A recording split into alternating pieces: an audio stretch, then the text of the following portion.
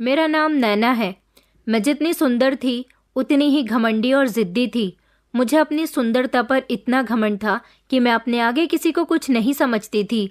मैं अपना बहुत ख्याल रखती थी। मेरी सुंदरता खराब ना हो जाए इसलिए मैं घर का भी कोई काम नहीं करती थी।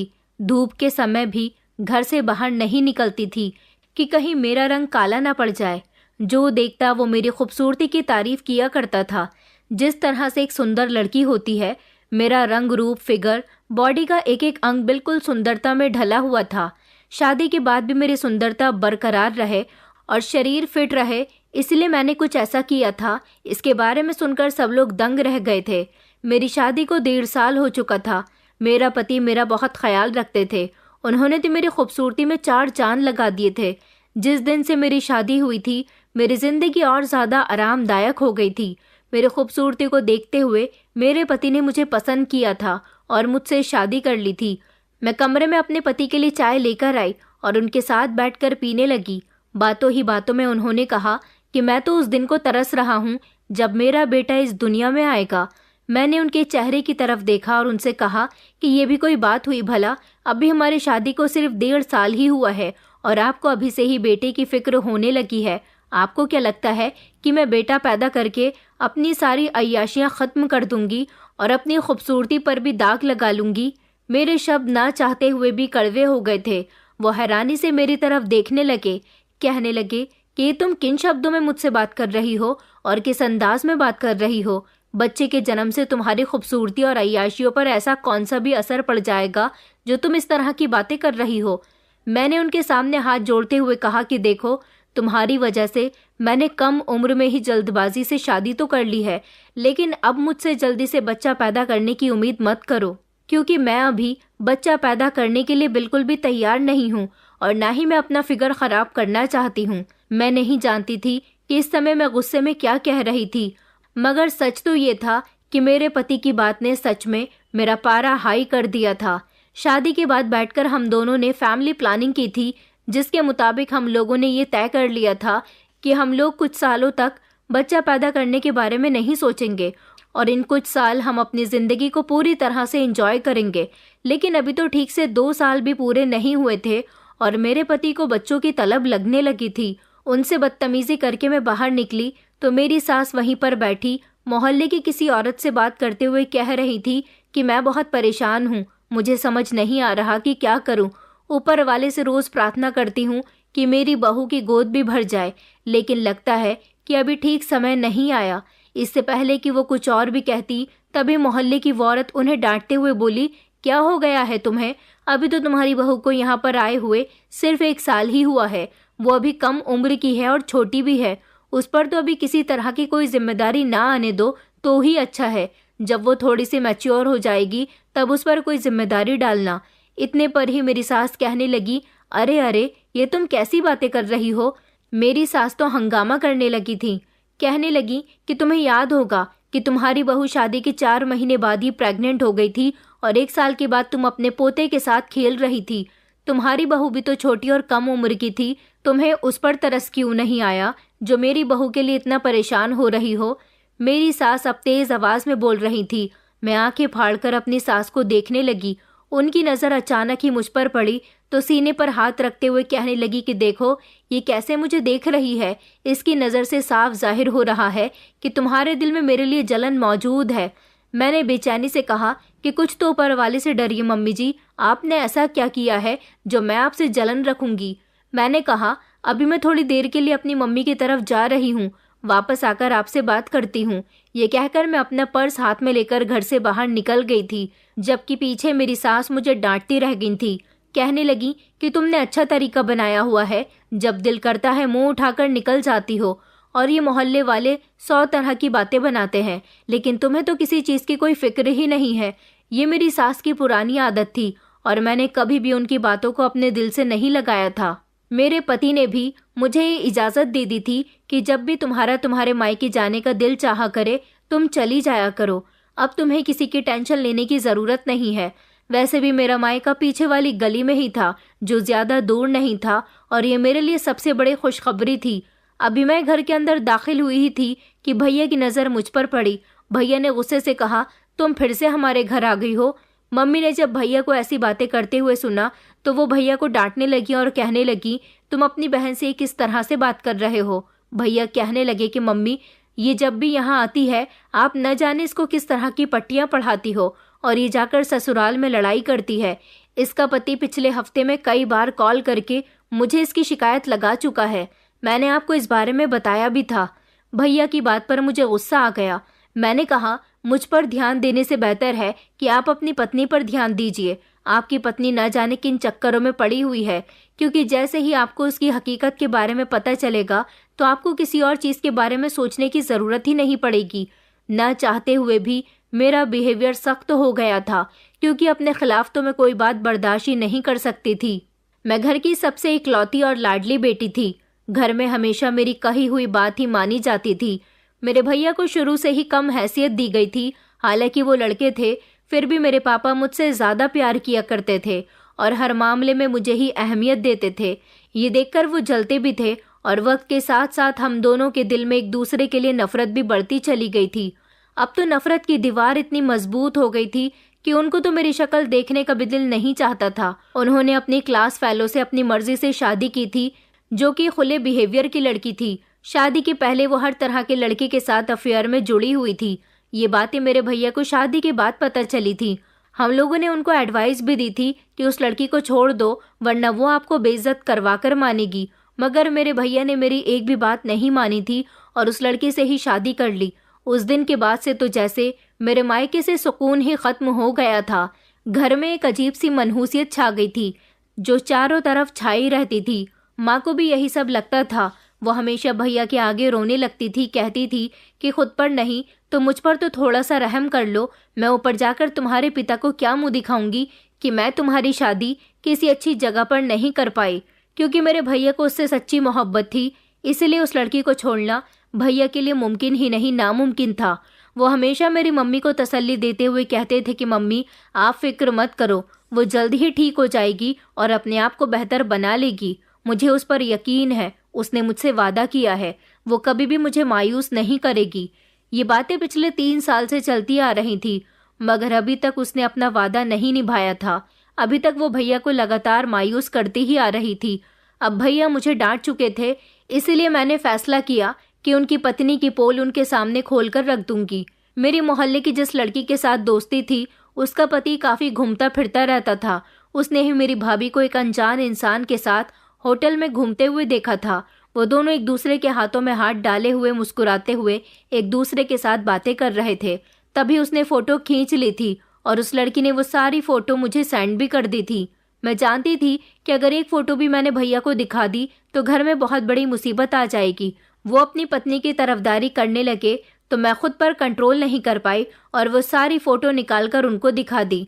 मम्मी मुझे रोक रही थी और कोस रही थी, मगर इस समय तो मुझे सिर्फ अपनी बेइज्जती का बदला लेना था, जो मैं लेने में कामयाब हो चुकी थी। अब उनका ध्यान मेरी तरफ से हट गया था।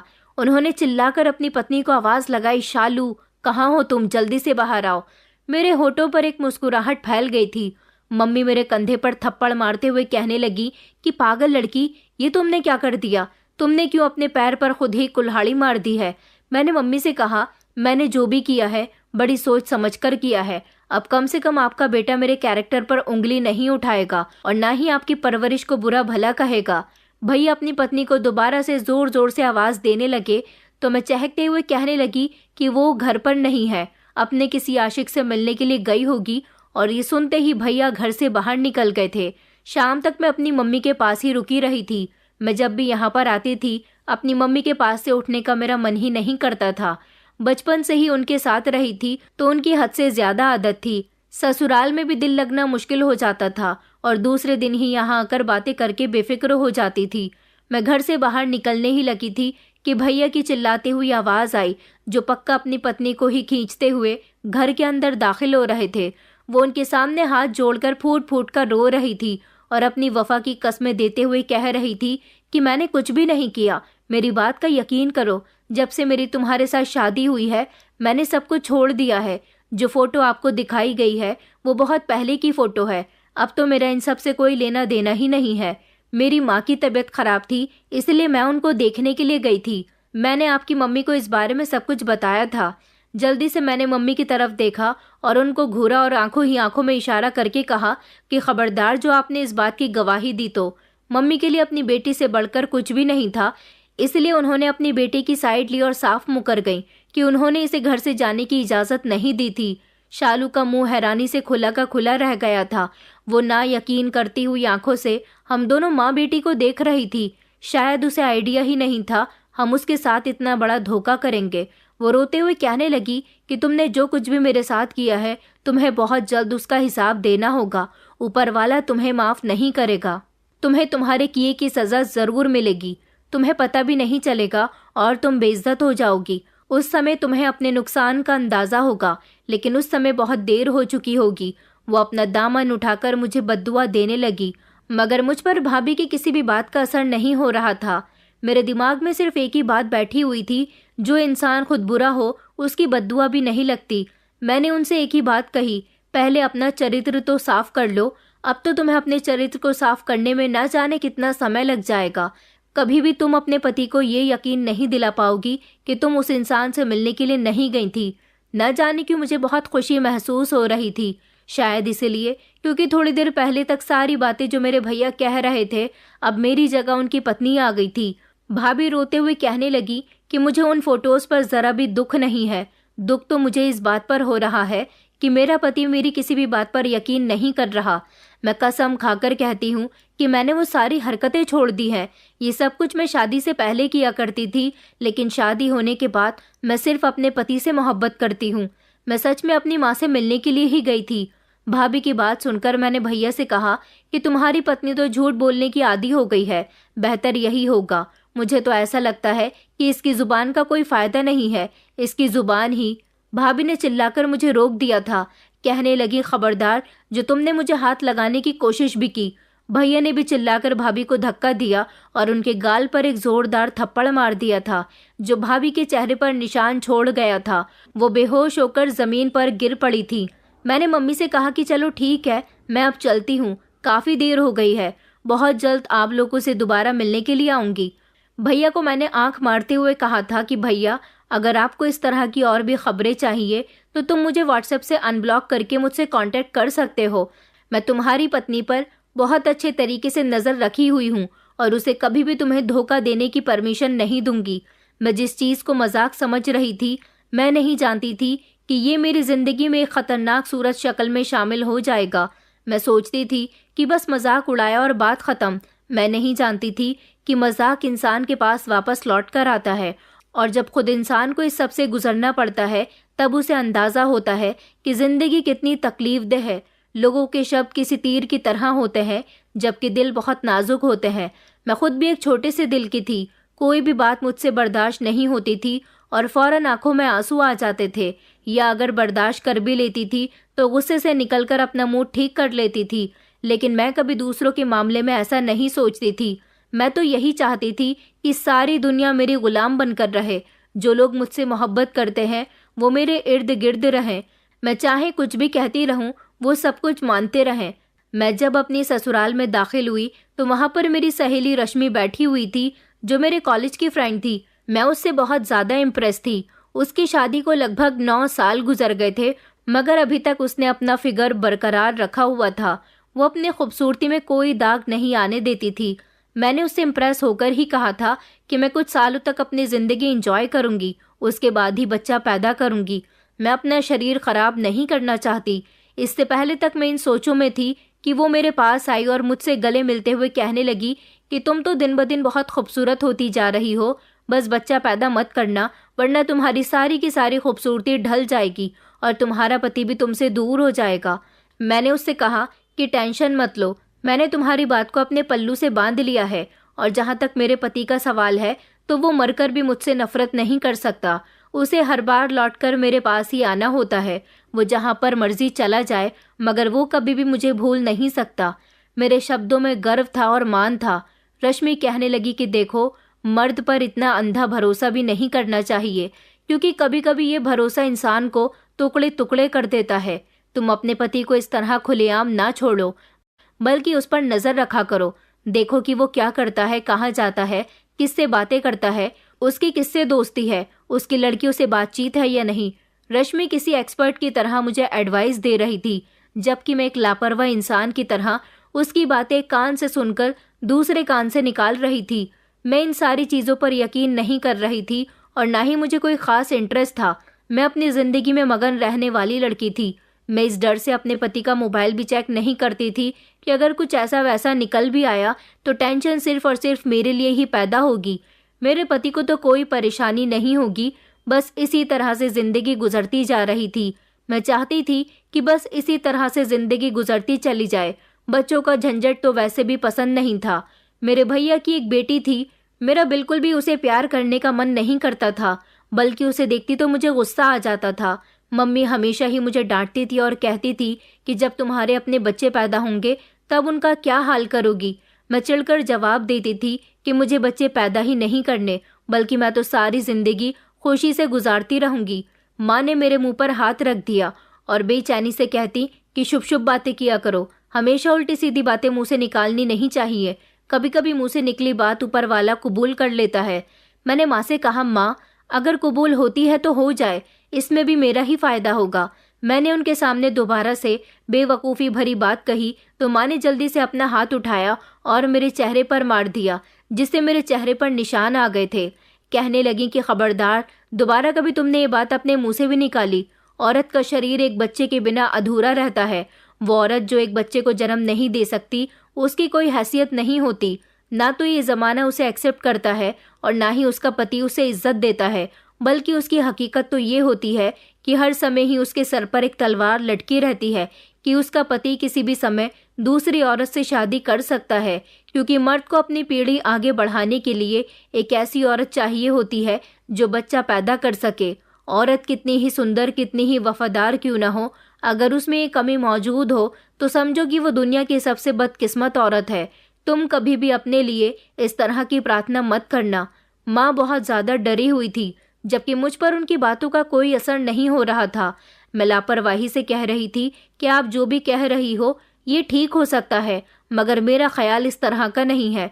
मैं बिल्कुल अलग सोचती हूँ, क्योंकि मैं न्यू जनरेशन की थी और जानती थी कि अगर फिगर का नाम मम्मी के सामने लिया तो मम्मी चप्पल उतार कर मुझे मारेंगी, और इतना मारेंगी कि मेरे दिमाग से ये नाम भी मिटा देंगी। इसलिए मैंने सावधानी बरतने का इरादा किया। दिन गुजरते चले जा रहे थे। मेरे पति की फरमाइशों में भी बढ़ावा होता जा रहा था। अब तो मेरी रोने वाली शक्ल बनने लगी थी। अब तो मैं उनके सामने हाथ जोड़ते हुए कहती थी कि ऊपर वाले के वास्ते खामोश हो जाओ, इस तरह की बातें करके मुझे परेशान मत किया करो।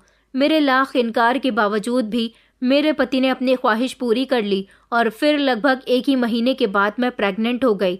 ये बात मैंने सब लोगों से छुपा कर रखी थी। मैं जानती थी कि अगर ये बात मैंने सबको बता दी तो एक नई मुसीबत मेरे गले आकर लग जाएगी। उस दिन मेरी बहुत ज़्यादा तबीयत खराब हो रही थी। बार बार मुझे उल्टियाँ आ रही थी। मेरी सास के होठों पर मुस्कुराहट छाई हुई थी। उन्हें मुस्कुराता हुआ देखकर मुझे बहुत गुस्सा आने लगा। मैंने उनसे कहा कि यहाँ मुझ पर सांस लेना दुश्वार हो रहा है और आप ऐसे खुश हो रही हो जैसे आपको बहुत बड़ी खुशखबरी मिल गई हो। वो हंसते हुए कहने लगी कि मुझे खुशखबरी ही तो मिली है, तुम मेरे पोते की माँ बनने वाली हो। ये खुशखबरी मेरे लिए छोटी तो नहीं है। मैं जो पानी पी रही थी वो पानी मेरे मुंह से किसी फुहारे की तरह निकला। मैंने कहा, ये आप क्या कह रही हो? अभी तक तो मैंने डॉक्टर से चेकअप भी नहीं लिया, ना ही मुझे कुछ ऐसा महसूस हो रहा। मेरी सास फिर से खुलकर मुस्कुराने लगी और कहने लगी कि देखो बेटा, अपने तजुर्बे के मुताबिक मैं तुम्हें बता रही हूँ। डॉक्टर कितना ही पढ़ लिख क्यों ना जाए, लेकिन मेरा तजुर्बा उससे कहीं ज़्यादा है। पिछले 3 दिनों से तुम्हारी तबीयत खराब है। जब पहले दिन तुम्हें उल्टी हुई थी तभी मुझे अंदाज़ा हो गया था, मगर मैं सब्र कर रही थी और देखना चाहती थी कि आखिर ये सिलसिला कब तक चलेगा। फिलहाल आज तो मुझे यकीन हो गया, बस मेरा पोता जल्दी से इस दुनिया में आ जाए। मैं उसके छोटे छोटे हाथों के साथ खेलूंगी, उसको प्यार करूंगी और उसको अपनी गोद में लूंगी। वो उस समय अपने ख्यालों में खोई ये सारी बातें कर रही थी और मैं खामोशी से उनको देख रही थी। पता नहीं लोगों को बच्चों में क्या दिखता है जो इतना पागल हो जाते हैं। मैंने फिर से गुस्से से सोचा। मैं अपनी सास की बातों को पूरी तरह से भुला चुकी थी। हमेशा ऐसा होता था कि बस वही काम करती थी जो मेरा करने का मन करता था। मैं एक ऐसी औरत को कॉपी कर रही थी जो एक बहुत बड़ी बिजनेस वुमेन थी। रश्मि, मेरी वो दोस्त जिसकी बात मानकर मैंने फैसला किया था कि मैं अपना फिगर ठीक रखूंगी।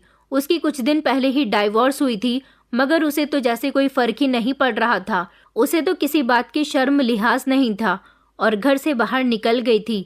वो अपनी बहुत बड़ी कंपनी संभाल रही थी जो उसके पति ने ही उसके नाम की थी। वो अपनी जिंदगी में बहुत मगन और बहुत खुश थी।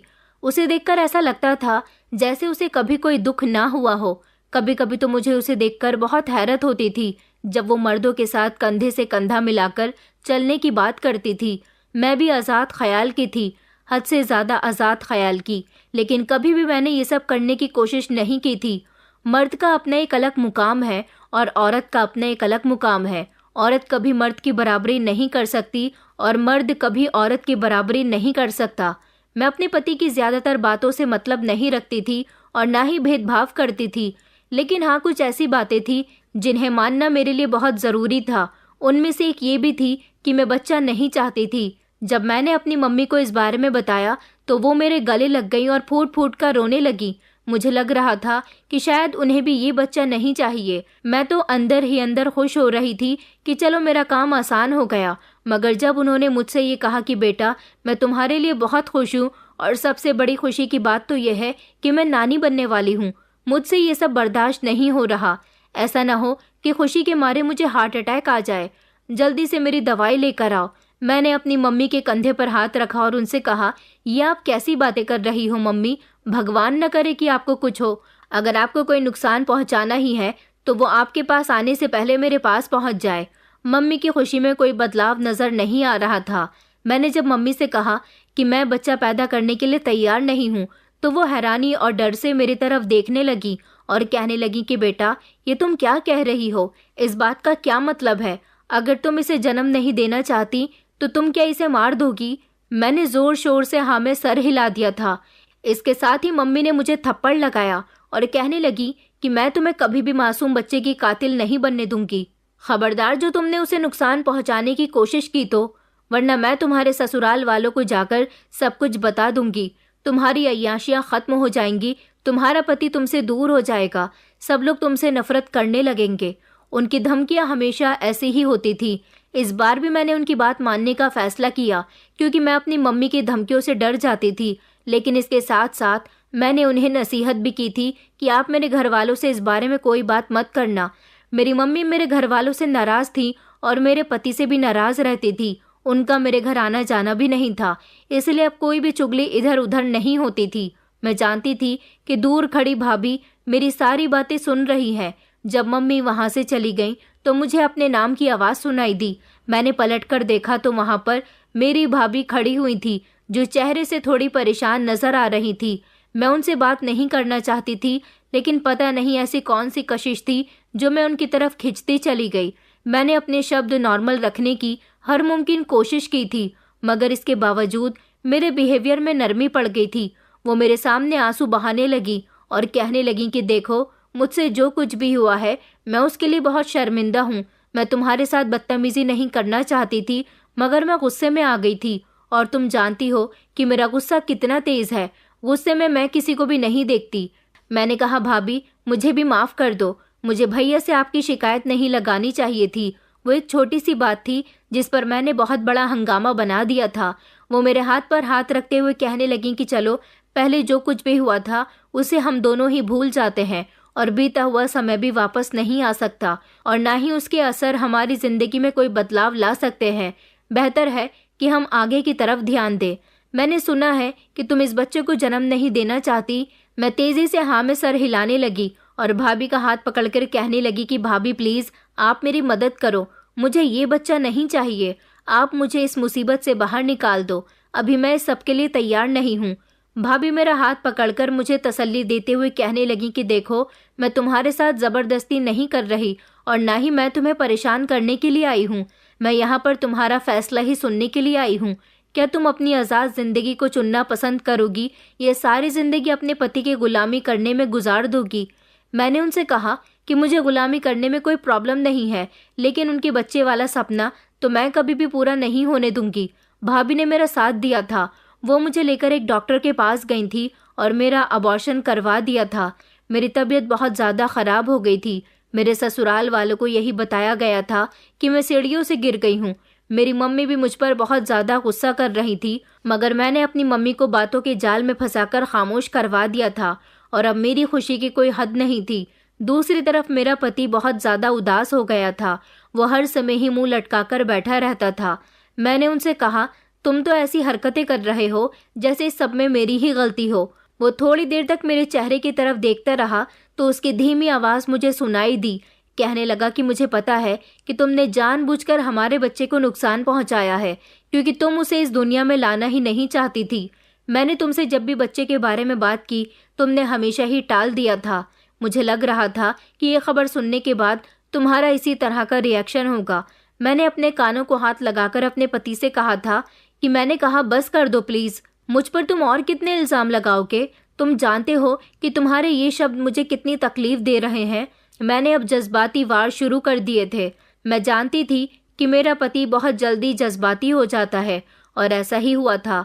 वो मेरे पास आ गए थे और मेरा हाथ पकड़ते हुए कहने लगे कि देखो, इसमें कोई शक नहीं है, मैं तुमसे बहुत प्यार करता हूँ, लेकिन तुम्हारी इन फिजूल ख्वाहिशों को मैं कभी पूरा नहीं होने दूंगा। मुझे बच्चे चाहिए और हर हाल में चाहिए। मैंने उसे कहा कि थोड़े समय पहले ही तो मैं इस बड़ी तकलीफ से गुजरी हूँ। तुम्हें थोड़ा भी आइडिया है कि मैं कितनी तकलीफ में हूँ? तुम सिर्फ और सिर्फ अपने बच्चे के बारे में ही बातें कर रहे हो। एक बार भी क्या तुमने मेरा हाल पूछने की कोशिश की? अब की बार वो थोड़ा शर्मिंदा हो गया था। मुझे भी पता चल गया था कि पति को किस तरह से डील करना है।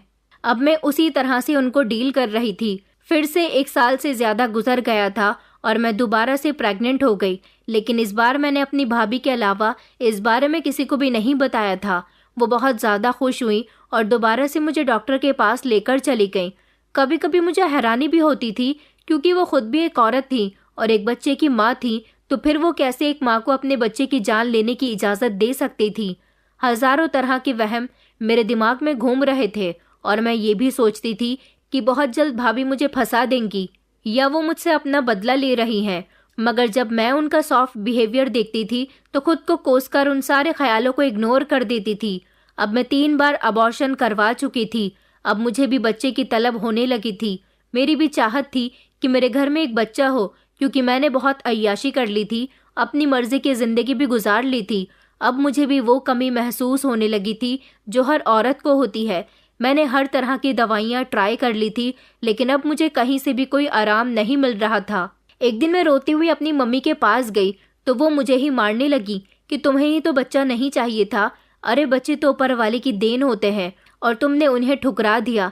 तुम्हें तुम्हारे किए की सज़ा मिल रही है। जब ऊपर वाले ने तुम्हें औलाद की खुशी दी थी तो तुमने किसी की बात नहीं मानी, बल्कि एक बहुत बड़ा पाप कर दिया। मैंने कहा कि अभी तक किसी बच्चे के शरीर में सांस नहीं आई थी, तो फिर मैं कैसे उसकी कातिल हो सकती हूँ? मम्मी मुझसे कहने लगी, अरे उस बच्चे की वजह से तो ना तुम्हारी जान को कोई खतरा था और ना ही तुम्हें किसी तरह की कोई परेशानी थी, फिर तुमने क्यों उसे मार दिया? अब देखो, तुम सारी जिंदगी बच्चे के लिए तरसती रहोगी। इस समय मुझे वो औरत अपनी माँ महसूस नहीं हो रही थी, क्योंकि कोई भी माँ अपनी बेटी को बद्दुआ नहीं देती। मैं रोते हुए अपनी भाभी के पास गई तो भाभी कहने लगी कि माफ़ करना, तुम्हारी हरकतें ही कुछ ऐसी थी। भाभी मेरा मजाक बना रही थी। उन्होंने कहा कि तुम्हारे साथ तो यही सब कुछ होना चाहिए था। मैं उनसे बहस करना चाहती थी कि आप ही तो वो औरत थी जिसने इस सब में मेरा साथ दिया था। अब आप कैसे मुझे गलत कह सकती हो? मगर मेरे शब्द मेरा साथ नहीं दे रहे थे। किसी न किसी हद तक मैं भी ये बात जानती थी कि मेरी भाभी ने मेरे साथ ज़बरदस्ती नहीं की थी, बल्कि उन्होंने एक छोटा सा ऑफर मेरे सामने रखा था। अपनी मंजिल तक पहुंचने का तो मैं बहुत पहले ही फैसला कर चुकी थी। उन्होंने तो बस मुझे ज़रा सा रास्ता दिखाया था, उसके बाद तो मैं खुद ही चल पड़ी थी, कभी ना रुकने के लिए। हमेशा ही मुझे सपनों में छोटे बच्चे दिखाई दिया करते थे जो रो रहे होते थे और मुझे मम्मी कहकर पुकार रहे होते थे। जब मैं सोकर उठी थी तो मेरे दिल में ये ख्याल होता था कि ये वही बच्चे हैं जिनको मैंने जान से मारा है। तब मैं बहुत रोती थी और पछताती थी। मेरे पास इसके अलावा और कोई रास्ता मौजूद नहीं था। मेरे लिए मेरा गम हल्का भी हो जाता, लेकिन मेरे पति का बर्ताव वहीं एकदम ही बदल गया था। अब वो पहले की तरह मुझ पर ध्यान नहीं देता था और ना ही उसे मेरी खूबसूरती की कोई फिक्र थी। लगता था कि मम्मी की कही हुई बात सच हो रही है कि औरत एक बच्चे के बिना अधूरी होती है, वो कितने ही सुंदर क्यों ना हो। उसकी सुंदरता एक मर्द को उस समय तक अट्रैक्ट नहीं करती जब तक कि वो उसे औलाद न दे दे। मेरा पति अब मुझ में बिल्कुल भी इंटरेस्ट नहीं लेता था। पता नहीं वो इतना बिजी क्यों रहने लगा था। मैं जब भी उसके पास जाकर बैठती थी वो उठकर चला जाता था। ये देखकर मेरा दिल बहुत दुखता था। मैं अपनी सास से उनकी शिकायतें करती तो वो मुझे ताने दिया करती थी। वो कहती थी कि तुम अपने पति को औलाद नहीं दे सकती तो तुम कैसे ये सोच सकती हो कि तुम्हारा पति तुमसे मोहब्बत करेगा। एक दिन तो उन्होंने मुझे बहुत ज़्यादा डरा दिया था। वो मेरे कानों में धीमे से कहने लगी कि मुझे पता है तुम अपने 3 बच्चों का अबॉर्शन करवा चुकी हो। उनकी बात सुनकर तो मेरे पैरों तले से ज़मीन निकल रही थी। मैंने फौरन ही उनकी तरफ देखा तो वो मुझे देखकर मुस्कुराने लगी और कहने लगी कि फिक्र मत करो, मैं तुम्हारे पति से तुम्हारी शिकायत नहीं करूंगी और ना ही तुम्हारा रिश्ता खराब होने दूंगी, क्योंकि मैं जानती हूँ कि किस्मत खुद ही तुम्हारे साथ एक ऐसा चक्कर खेलेगी कि तुम्हारे पास पछताने के अलावा कुछ भी नहीं बचेगा। उन्होंने मेरे कंधे पर हाथ रखकर मुझे झंझोड़ते हुए कहा कि तीसरे बच्चे की नन्ही सी धड़कन चलने लगी थी।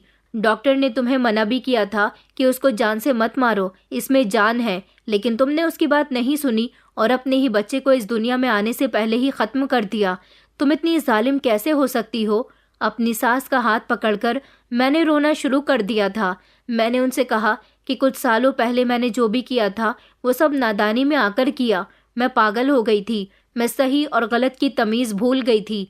उन्होंने अपने हाथ तेजी से पीछे खींचे और एक उंगली उठाकर धमकी देते हुए शब्दों में कहने लगी कि मेरे साथ ये ड्रामेबाजी मत करो, वरना मुझसे बुरा कोई भी नहीं होगा। तुम कोई छोटी बच्ची नहीं थी और ना ही तुम कोई नादान लड़की थी जो तुम्हें इन चीज़ों के बारे में पता न चले। तुम एक बात बहुत अच्छे तरीके से जानती थी। तुम्हें तो इस समय सिर्फ अपने खूबसूरत शरीर की पड़ी थी ना। अब मुझे बताओ, क्या इस फिगर और खूबसूरती का तुम्हें कोई फ़ायदा हो रहा है? अब क्या तुम्हारा पति तुम्हारी तरफ देखता है? हरगिज़ भी नहीं, क्योंकि उसे पता है कि तुम एक बेमोल लड़की हो। मुझे बहुत बेइज्जती का एहसास हो रहा था, सब कुछ जानते हुए भी कि ये सब मेरी ही वजह से हुआ है। फिर भी मैं इल्ज़ाम किसी और के सर पर डालना चाहती थी। मैंने अपनी भाभी का नाम लिया तो मेरी सास खिलखिलाकर हंसने लगी और कहने लगी कि वो तो तुम्हारे साथ एक ऐसा खेल खेल गई जिसे तुम सारी जिंदगी नहीं भूल पाओगी। मैंने हैरानी से अपनी सास की तरफ देखा और कहा कि इस बात का क्या मतलब है? मेरी भाभी कहाँ चली गई है जो आप ऐसी बातें कर रही हो? वो मेरी आंखों में देखते हुए कहने लगी कि तुम्हारे भैया ने तुम्हें ये बताना ज़रूरी नहीं समझा कि वो उससे डिवोर्स लेकर जा चुकी है, क्योंकि वो किसी ऐसे इंसान के साथ नहीं रहना चाहती जो उस पर यकीन नहीं करता हो। उसने अपने आप को पूरी तरह से बदल लिया था, मगर इसके बावजूद तुमने उसे सबकी नज़रों में गिराया था। तुम्हें क्या लगा था इसके बाद वो तुम्हारी दोस्त बन जाएगी और तुम्हारे दुख दर्द की साथी बन जाएगी? तुम एक नंबर की बेवकूफ़ औरत हो। उसने जानबूझकर तुम्हें डॉक्टर के पास जाने के लिए उकसाया था, क्योंकि वो चाहती थी कि तुम कभी भी औलाद का सुख न देख पाओ। और देखो, वो इसमें कामयाब भी हो चुकी है। उस शाम मैं अपने मायके चली गई तो मेरी मम्मी से भी सामना हो गया। उन्हें भी हकीकत के बारे में पता था। वो भी मुझे डांटने लगी और मुझे तब ये भी पता चला कि भाभी ने सब लोगों को इस बारे में बताया है। मुझे सिर्फ और सिर्फ अपने पति से डर लग रहा था। मैं उसके आगे के बर्ताव से डर रही थी और सबसे ज़्यादा परेशान करने वाली बात ये थी कि वो मुझे डिवोर्स दे सकते थे। कहीं वो मुझे अपने घर से ना निकाल दें। ऐसी कंडीशन में मैं कहाँ जाती? मम्मी की तबीयत भी ख़राब रहती थी। उनकी ज़िंदगी मौत का भी कुछ पता नहीं था। वो हर समय रोती रहती थी और मुझे यही कहती रहती थी कि बेटा, तुम अपने घर में ही बस जाओ, कभी भी कोई ऐसी गलती मत करना जिसके बाद सारी ज़िंदगी के लिए तुम्हें पछताना पड़े। मैंने तुम्हें बहुत कुछ सिखाया है। मुझे उम्मीद है कि तुम उस पर ध्यान दोगी। मेरी परवरिश को गंदा मत करना। जब मैं अपने मायके से निकल रही थी तब उन्होंने मुझे ये सारी नसीहतें दी थी। मैंने खुद से वादा भी किया था कि मैं उनकी बातें मानूंगी, लेकिन फिर तब समय गुजरने के साथ साथ मेरा दिमाग बदल गया। मुझे खुद ही अंदाज़ा नहीं हो सका, लेकिन अब मुझे पता चल रहा था कि मैंने अपनी ज़िंदगी सिर्फ और सिर्फ गुमराही और रुसवाही में गुजारी है। काश उस समय मैं एक छोटा सा बच्चा इस दुनिया में ले आती तो आज मेरी ज़िंदगी में सुकून होता। मेरा पति मेरे पहलू में मौजूद होता, मेरी सास मेरी इज्जत करती और मेरी भाभी भी अपने घर में मौजूद होती और एक इज्जत भरी ज़िंदगी गुजार रही होती। मगर सारी कहानियाँ ही उस एक कत्ल से शुरू हुई थी जो मैंने किया था। काफ़ी दिनों से मैं नोटिस कर रही थी कि नौकरानी अब काम करने के लिए नहीं आ रही थी। मैंने अपनी सास से पूछा कि क्या बात है, आप उसे किस चीज़ के पैसे देती हैं? तो वो मुस्कुराने लगी और कहने लगी कि तुम अपने पति से इस बारे में बात करो, मैं तुम्हें कुछ भी नहीं बता सकती। मैंने उनसे कहा कि आप ही वो औरत हो जिसने उस नौकरानी को इस घर में सफाई करने के लिए बुलाया था। मेरी सास कहने लगी, अरे तुमसे किसने कहा है कि मैंने उसे यहाँ बुलाया था? तुम्हारी भाभी ही उसे यहाँ छोड़ कर गई थी। ये बात सुनकर तो जैसे 1 मिनट के लिए मेरा दिल धड़कना भूल गया था, क्योंकि भाभी के हर काम के पीछे कोई ना कोई मकसद छुपा होता है। वो बिना मकसद के कोई काम नहीं करती थी। मैंने बेचैनी से अपनी सास से पूछा, क्या मतलब है इस बात का? उन्होंने कहा कि बहुत जल्द तुम्हारे सामने मतलब भी आ जाएगा। एक तो तुम हर काम में जल्दबाजी करना शुरू हो जाती हो। मेरी एक और बात याद रखो, तुम्हारे पास बहुत कम समय है। जितना जल्दी हो सके अपना इलाज करवाओ, क्योंकि अगर तुम सेहतमंद नहीं हुई तो तुम्हारा पति दूसरी शादी भी कर सकता है। ये बात सुनकर मेरे पैरों तले से जमीन निकल गई थी। मैंने तेजी से नामे सर हिलाया और अपनी सास को समझाते हुए कहा कि वो मुझ पर कितना ही गुस्सा क्यों ना कर ले, लेकिन मेरा हक कभी भी किसी को नहीं देंगे। वो मुझसे बहुत प्यार करते हैं। आप जानती हो कि उन्होंने मुझे कितनी मुश्किलों से हासिल किया था। उस समय मेरे पापा जिंदा थे और ये रिश्ता करने के लिए तैयार नहीं हो रहे थे। उसने मेरे घर के बहुत चक्कर लगाए थे, जिसके बाद मेरे पापा इस रिश्ते के लिए राजी हुए थे। मेरे शब्दों में उस समय गर्व था, और होता भी कैसे नहीं, क्योंकि मैं जानती थी कि मैं अपने पति की पसंदीदा पत्नी हूँ।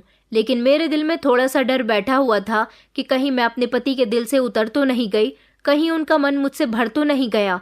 ये सारे सवाल मैं अपनी सास से करके उन्हें बढ़ावा नहीं देना चाहती थी, इसलिए मैंने ये बातें अपने दिल में ही दबा ली थी। रात के समय मैंने अपने पति से इस बारे में बात करने का फैसला किया था। वो जब घर के अंदर दाखिल हुए तो मुस्कुरा रहे थे, लेकिन मुझे देखते ही उनकी मुस्कुराहट गायब हो गई। मैंने ये चीज़ अच्छी तरह से नोटिस की थी। मैं अभी उनसे कुछ कहने ही वाली थी, उन्होंने हाथ उठाकर मुझे खामोश होने का इशारा दिया और धमकी देते हुए कहने लगे कि तुम्हें मुझसे कोई सवाल करने का हक नहीं है। तुम बहुत पहले ही मुझसे ये हक खो चुकी हो। मैंने उनसे कहा, ये आप किस तरह की बातें कर रहे हो? आप तो मुझसे प्यार करते हो। वो तेजी से कहने लगे कि एक कातिल औरत से मैं कभी भी मोहब्बत नहीं कर सकता, और अगर पहले मुझसे इस तरह की गलती हो गई है तो मैं बहुत ज़्यादा शर्मिंदा हूँ। तुमसे माफ़ी चाहता हूँ। मेरे पति को भी शायद इस बात की खबर हो चुकी थी कि मैंने अपने 3 बच्चों को जान से मार दिया है। वो तीसरे बच्चे के बारे में कह रहा था, तुमने तो उस नन्ही सी जान को भी नहीं छोड़ा। आखिर तुम इतनी जालिम कैसे हो सकती हो? मैं उनके कदमों में गिर गई और उनसे माफ़ी मांगने लगी, लेकिन वो मेरी बात सुनने के लिए तैयार ही नहीं थे। नफरत भरे शब्दों में कहने लगे कि अगर तुम चाहती हो कि मैं अपना और तुम्हारा जो थोड़ा सा लिहाज बचा हुआ है वो भी ख़त्म कर दूं, तो तुम यहाँ रह सकती हो। मैं फ़ौरन ही वहाँ से उठकर चली गई, क्योंकि मैं नहीं चाहती थी कि जो हमारे बीच लिहाज रह गया है वो भी ख़त्म हो जाए। वो पूरी रात मैंने रोते हुए और ऊपर वाले से माफ़िया मांगते हुए गुजारी थी। अब मुझे एहसास हो रहा था कि मैंने कितना बड़ा जुल्म किया है, न सिर्फ खुद पर बल्कि अपनी भाभी के साथ भी बहुत बुरा किया था, जिसकी सज़ा मुझे इस रूप में मिल रही थी। अगले दिन मैं अपने कमरे में लेटी आराम कर रही थी जब नौकरानी घर के अंदर दाखिल हुई। उसने हाथ में एक छोटा सा बच्चा थामा हुआ था। उसने वो बच्चा मेरे हवाले कर दिया। मैंने जब उस बच्चे की शक्ल देखी तो मैं हैरान रह गई थी। वो बिल्कुल मेरे पति की कॉपी था। उसी समय मेरा पति भी घर के अंदर दाखिल हुआ। मेरे पति के चेहरे पर मुस्कुराहट फैली हुई थी। वो मुझसे कहने लगे कि मेरे बेटे से मुलाकात करो। मेरा बेटा कितना प्यारा है और बिल्कुल मुझ पर गया है। मैं तो जैसे शॉक्ड ही रह गई थी। मैंने उनसे पूछा, इस बात का क्या मतलब है? तो वो सफाई देते हुए कहने लगे कि मैंने हमारे घर की नौकरानी से शादी कर ली थी। ये बहुत ही अच्छी है, सीधी, समझदार, और सबसे बड़ी बात ये कि ये मेरा बहुत ख्याल रखती है और साफ चरित्र की भी है। मैं चीखते हुए उनसे कहने लगी, तुम मेरे होते हुए मेरे साथ इतना बड़ा धोखा कैसे कर सकते हो? जल्दी से उनका हाथ उठ गया और उन्होंने मेरे मुंह पर थप्पड़ मार दिया। वो मेरे ही अंदाज में बोलने लगे, जिस तरह तुम मुझे धोखा दे सकती हो, एक पिता की इजाज़त के बिना उसके बेटे को जान से मार सकती हो, बिल्कुल इसी तरह से मैं कुछ भी कर सकता हूँ। तुम्हारे लिए यही काफ़ी होना चाहिए कि मैंने तुम्हें अपने घर में जगह दी है। इससे ज़्यादा तुम्हें मुझसे किसी और चीज़ की उम्मीद नहीं रखनी चाहिए। तुम्हारी मेरी ज़िंदगी में जो भी जगह थी तुमने वो खो दी है। अब मेरे अंदर सिर्फ और सिर्फ तुम्हारे लिए नफरत ही रह गई है। जहाँ तक इस नौकरानी रेनू का ख्याल है, ये अब यहीं पर रहेगी और मेरी पत्नी की हैसियत से रहेगी। अगर तुम्हें कोई परेशानी है तो तुम यहाँ से जा सकती हो। रेनू, जो कि 2 साल पहले हमारे घर में नौकरानी का काम करने के लिए आई थी, अब वो इस घर की मालकिन बन गई थी। उसकी खूबसूरती देखकर पहले ही मुझे शक होने लगा था कि वो कुछ न कुछ गड़बड़ ज़रूर करेगी, मगर फिर भी बाद में मैं अपने मामलात में इतना उलझ गई थी कि मैं उसकी तरफ ध्यान नहीं दे पाई और वो मेरे पति को ले उड़ी। कुछ समय के बाद मेरे पति ने मुझे डिवोर्स देकर घर से निकाल दिया था और मैं अब अपने मायके में अपनी ज़िंदगी गुजार रही हूँ। कुछ समय के बाद मेरी माँ की भी मौत हो गई। भैया मुझे मुंह नहीं लगाते और मैं अब सारी ज़िंदगी खुद को दोष देती रहती हूँ। दोस्तों, उम्मीद करती हूँ आपको हमारी कहानी पसंद आई होगी। कहानी पसंद आई है तो वीडियो को लाइक करें, चैनल पर नए हैं तो चैनल को सब्सक्राइब करें और हाँ, नोटिफिकेशन बेल को ज़रूर दबाएं ताकि अगली अपडेट सबसे पहले आपको मिले।